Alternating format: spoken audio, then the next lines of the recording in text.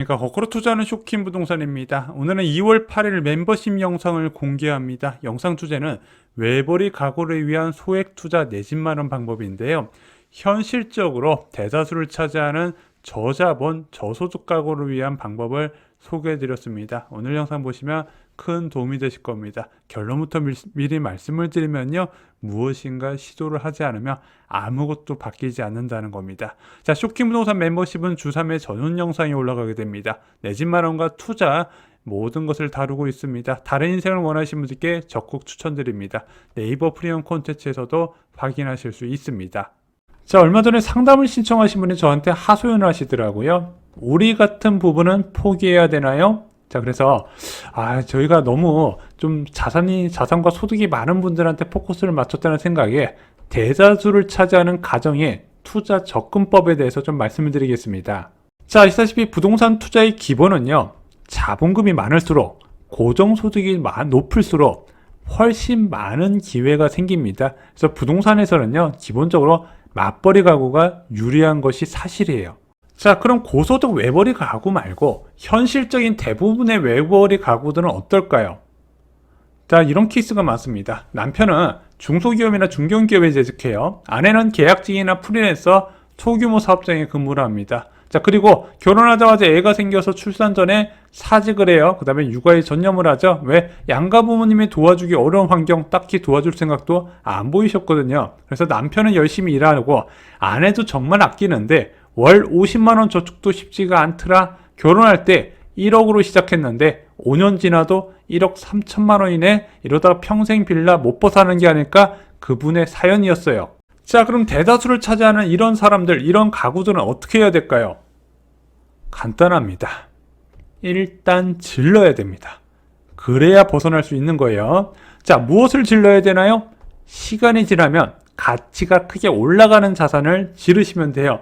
대표적인 두 가지가 있죠. 첫 번째, 초기 신도시, 두 번째, 초기 재개발이 있습니다. 초기 신도시는 무주택자들한테 권하고요.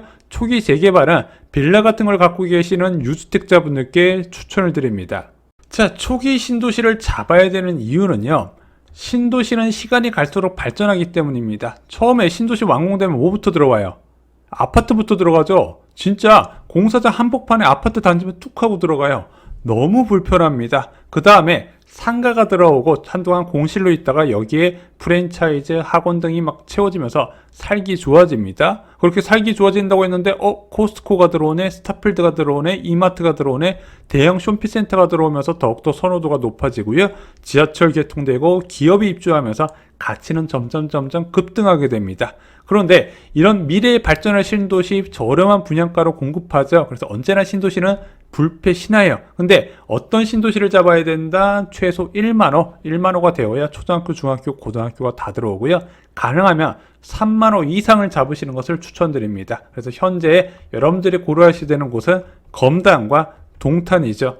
자, 검단 최근 분양을 예로 들어보겠습니다. 얼마 전에 제일풍경채 검단 3차 공급했었죠. 전용 84제곱미터가 5억 1000부터 5억 2000이 나왔습니다. 2026년 10월에 입주해요. 2년 8개월 정도 남았죠. 자, 5,500만원만 있으면 아파트 받을 권리를 취득하고요. 중도금 이자 후불제로 나중에 이자 비용을 미룰 수가 있습니다. 자, 그래서 이렇게 하나 받아놓고요. 입주를 하거나 전세를 놓으면 됩니다. 저희 자금이 부족해요. 아까 1억 3천만 원 있다 얘기했잖아요. 5억 5천짜리 어떻게 사요? 입주까지 2년 8개월이나 남았습니다. 엄청 긴 시간이에요. 그때까지 이 악물고 악착같이 모으세요.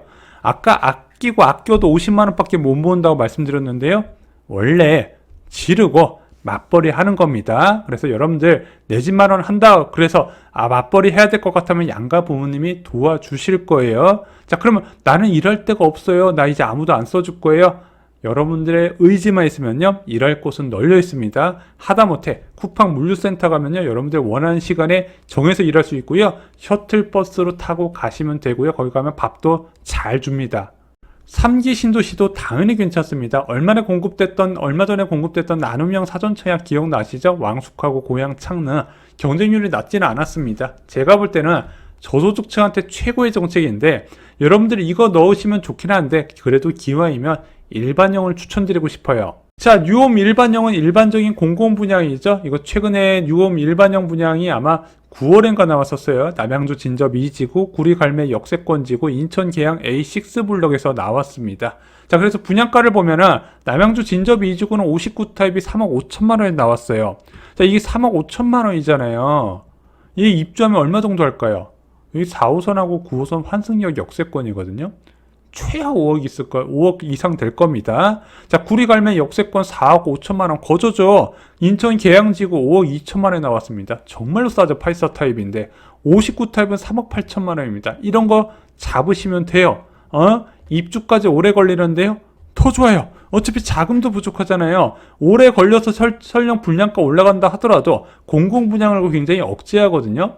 기회 잡으시면 됩니다. 2024년 1만 호의 뉴홈 사전차익이 예고되어 있어요. 단 경쟁률이 높은 창릉, 교상, 과천, 대장 등은 피하시고요. 계양이나 왕숙, 진접 2지구 등을 추천드립니다. 이런 쪽으로 가시면요. 어지간하면 다 당첨되실 거예요.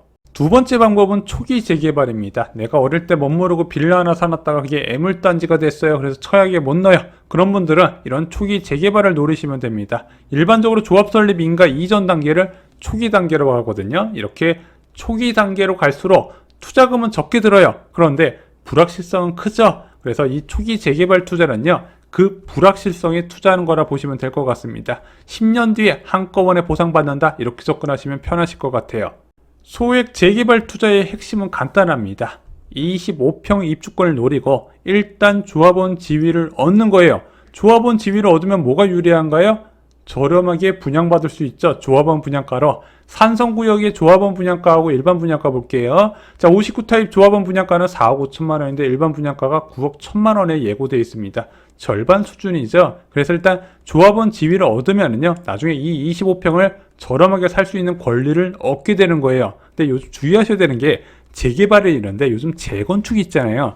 재건축은요, 조합원 분양가를 굉장히 높게 책정합니다. 거의 일반 분양가 수준으로 하고 이제 대신 감정평가를 많이 해줘요. 그래서 요즘 고층 재건축 들어가실 때 소형 면적 들어가시는 거 저 추천하지 않습니다. 나중에 추가 분담금 많이 나올 거예요. 자, 어떤 곳이 좋은가요? 뭐 태평 3구역을 예로 들면요. 태평 3구역 어딘 줄 아시죠? 자, 여기 가천대역이 있습니다. 이 수인분당선 가천대역 초역세권의 태평 3구역이라고 있어요. 좀 언덕은 심한데 여기가 입지가 괜찮은 게 이 수인분당선 가천대역을 이용해서 어디로 갈 수 있다? 선릉역까지 환승 없이 19분 만에 접근할 수 있습니다. 그래서 향후 괜찮은 지역이에요. 왜? 일단 강남 가는 역세권 정비 사업이잖아요. 믿고 갈 만하잖아요. 한 가지 호재가 더 있어요. 호재라고 하긴 좀 뭐한데 보통 정비 사업은요, 조금 사업이 지지부진되거나 좀 좌초되는 경우가 있는데 여기는 LH가 시행사로 들어가는 순환정비 재개발 사업장입니다. 그래서 태평 3구역은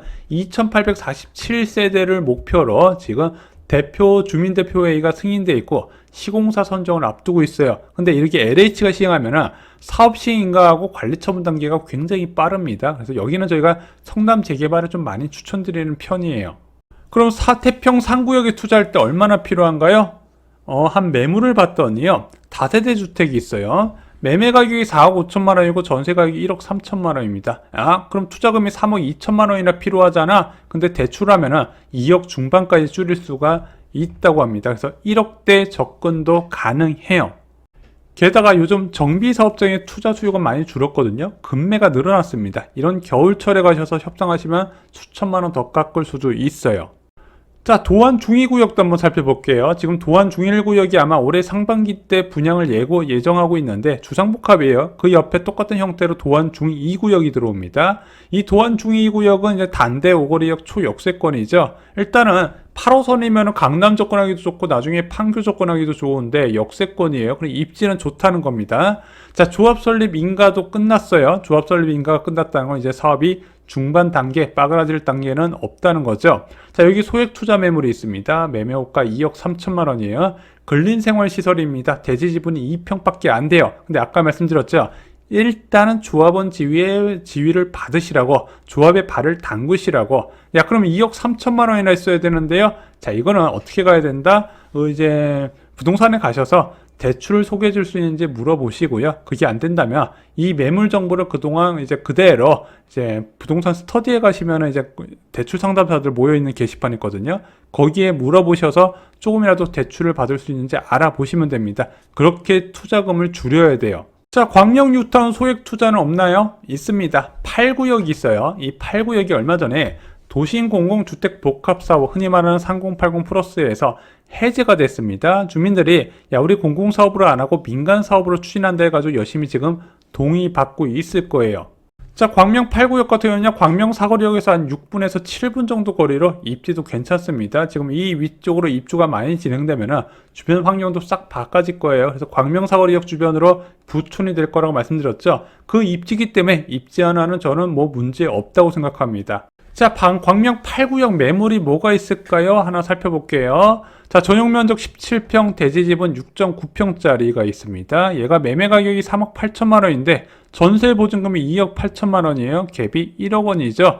1억만으로 투자할 수가 있습니다. 일반적으로 구역 지정이 안 된 곳은 1억 이하가 많은데 제가 그냥 이건 예시로 소개해 드린 거고요. 이런 구역 지정 안 된 곳은요, 굉장히 신중하게 접근하셔야 되는 거 잊으시면 안 됩니다. 왜 이런 매물을 그동안 멤버십에서 안 다루었나요? 황금성이 떨어지기 때문에 그렇습니다. 이게 소득 많은 가구에서 내가 지금 1억 5천 있다고 덥석 잡아버리잖아요. 근데 그렇게 고소득 맞벌이 가구는 시간이 지날수록 물가 상승 플러스 이제 경력에 따른 이제 추가 소득 상승이 일어나거든요. 그럼 돈이 계속 모여요.